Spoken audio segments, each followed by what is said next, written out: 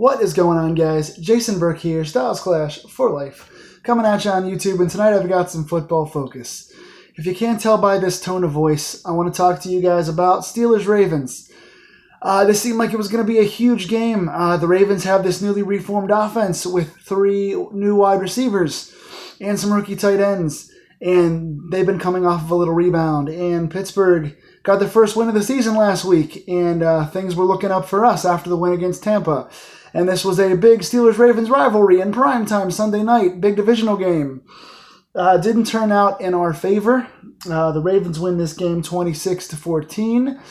I will say this for the Steelers: if football games were only played in one quarter, we'd have looked excellent tonight. If the second quarter was the only quarter we had to play tonight, we'd have been great. We got 14 points in the second quarter and absolutely nothing else. Ravens came out, as you would expect. Pittsburgh has been doing this all season long, falling behind in big margins right away and trying to play from behind the entire game. That's what they did again tonight. Right away, first drive, John Brown gets a deep touchdown from Joe Flacco. I predicted he was going to kill us tonight, and he did. He's a fast, deep ball receiver, and we can't cover for crap. So right away, John Brown scores. Vance McDonald fumbles, and then I think Alex Collins got a receiving touchdown right away. So within the first 5 minutes of the game, we're already down 14-0, and right away the energy is sucked out of the stadium. It seems like it's going to be a long night. Baltimore gets the ball back again, driving down the field. They're in the red zone, up 14-3, and about to go up 21-3 when we get a forced fumble and a fumble recovery, and that kind of changes the game. We go into the second quarter and dominate. For some reason, the second quarter is our best quarter for whatever reason. I think they said our second quarters this season, Pittsburgh has outscored their opponents like 63 to 3 or something like that. Some crazy disparity. Pittsburgh comes out, scores 14 consecutive points, gets back into it 14-14 at the half, and the energy is on our side. Vance McDonald makes a big play. Brown gets a big touchdown. We start to rally. The crowd's going crazy. We are on fire. We come out in the second half and completely lay an egg. No points in the second half. Baltimore has not allowed a touchdown in the second half the entire season, and they allowed no points from us at all. We played bad on both sides of the ball in the second half. General overview, just not good. Before I get into actual stats, I don't have much good to say about the Steelers in this game. Number one, I don't want to be hyperbolic. I don't want to be the overstatement guy. I don't want to be a prisoner of the moment. But in my opinion, Keith Butler should be fired immediately. By the time I get finished recording and uploading this video, Butler should no longer be our defensive coordinator. He has been abysmal. His game plans just do not work. His play calls are ridiculous. I don't know what is happening out there on defense. But again, prisoner of the moment kind of thing here. But I'm 31 years old. I've been a hardcore fan of this team since I was like 5. I'm going on 25, 26 years as being a hardcore Steeler fan. I've covered the team for like 7 different websites for the last 7 or 8 seasons, pretty hardcore. I've done the YouTube videos, I've done the blogging, all that stuff. And this is probably the worst defense that I've seen in my lifetime from the Steelers. These guys can't tackle, the corners can't cover, the penalties are ridiculous, the linebackers can't cover. Just nothing about this team looks like they have any heart right now on defense. They just look like totally shut down. Again, Keith Butler, I don't know what he's doing out there. We have one of, if not the worst coverage teams in the NFL in our secondary, and he's playing this scheme where he's not blitzing anybody. And we saw last week, for the first time this season, our defense played a couple of, got a few good turnovers and played a few good series against the Buccaneers when we start getting sacks. We started pressuring Fitzpatrick and causing him to throw interceptions. Flacco is also apt to do the same thing. He's done it against us many times when we had guys like Harrison and Troy and all that. And yes, we're undersized, and yes, we're understaffed right now, but no pressure whatsoever. We have listed as 2 sacks tonight. I only counted 1, but they gave 1 to Hargrave. The only sack of the night was Bud Dupree. Hargrave was given one as well on a play when Flacco was running up the middle and got back to the line of scrimmage. So we're listed as 2 sacks for the night. But no other pressures, no knockdowns, no batted balls, no forced fumbles besides the one toward the goal line in the second quarter.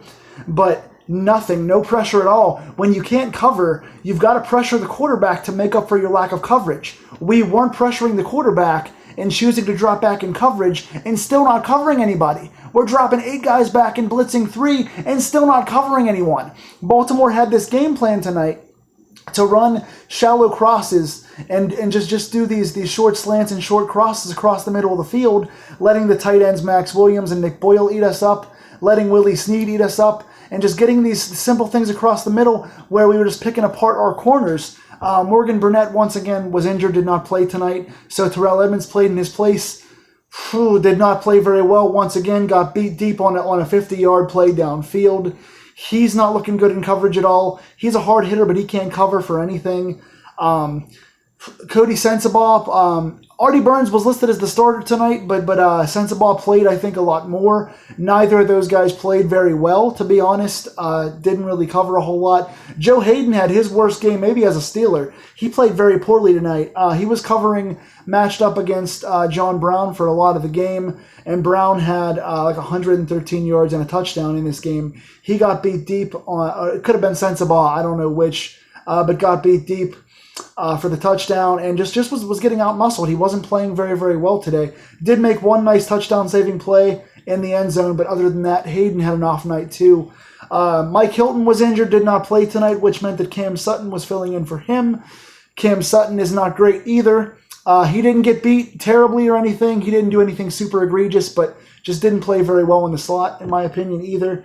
Nobody on this defense did much of anything. As far as notes, oh man, the defense just, again, they weren't blitzing and they still weren't covering despite having 8 guys in coverage. The linebackers are not physical enough and not fast enough, especially, to cover the tight ends and the slot guys as receivers, and the corners are not physical enough and commit too many penalties and holds against the outside guys, so we can't cover. And our tackling got a little better today than it has been, but got very sloppy on some key drives in the second half. And again, I've got to actually chastise the offense. Usually I'm saying it's a one-sided problem. Tonight, the offense played horribly as well. Did nothing in the first quarter, and then nothing in the second half. They scored 14, 1 touchdown and a 2-point conversion, and then 2 field goals for this game. So, we had three good drives in the second quarter. Other than that, nothing on offense. The game plan, Ben just looked off today. Ben looked really bad. It was his worst game of the season. Well, I shouldn't say that. He had 5 turnovers at one point this year.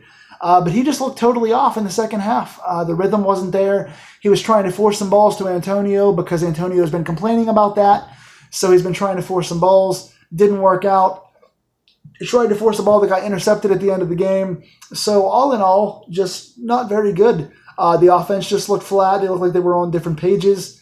They were trying to get Connor involved in the running game, trying to force the run a little more. That wasn't working. Connor played very, very poorly tonight. It was his worst game of his Steeler career. Just nobody clicked tonight. Nobody really did anything special for us. Looking at stats, first of all, props to Joe Flacco. I think he had 353 and 2 touchdowns and no interceptions.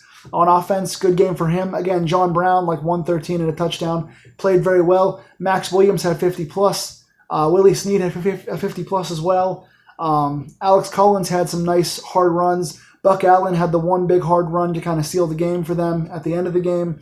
And again, like Baltimore just sucked the air out of the ball and just took us down toward the end of the game. Ben kept just getting balls deflected. Just started kind of breaking down at the end, trying to force balls, got the interception. So neither side of the ball came to play in the second half.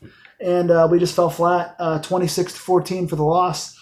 Stat-wise, Ben, 27 of 47, 275 yards, 1 touchdown, 1 interception. Of the 275, Ben had like 220-something in the first half. He was really hot in the first half, was playing very well. Only, I think, had like 45 yards in the second half passing. Really, really bad second half. What a poor 3 quarters of this game offensively. James Conner, 9 carries, 18 yards rushing. 18 yards rushing on 9 carries, 2 yards per carry. Added 3 catches for 25 yards, but really bad game for him. Couldn't get the run going. Antonio Brown, 5 catches, 62 yards, and a touchdown. Vance McDonald, 5 catches, 62 yards. Juju Smith-Schuster, 4 catches for 61. Only had 1 catch in the second half. Shout out to Switzer. They put Switzer in for a couple of sweep carries and a couple of slot catches. I think he led the team today in catches with 7 catches. I think he only had like 40-something yards, but 7 catches out of the slot. So he's showing us some glimpses of having some pretty good hands and being a nice little wrinkle in the offense. So I think he was a good addition in the preseason. Nice trade for him, and I think he's going to be a nice addition for our offense. But nothing much to say for us on offense. The game plan just short dink and dunks, trying to force the ball downfield, not getting anything open. Again, sacks, Dupree and Hargrave. Sean Davis a forced fumble and Terrell Edmonds a fumble recovery. But Sean Davis didn't do much of anything else aside from that one play. Edmonds got beat deep. Sensabaugh got beat deep.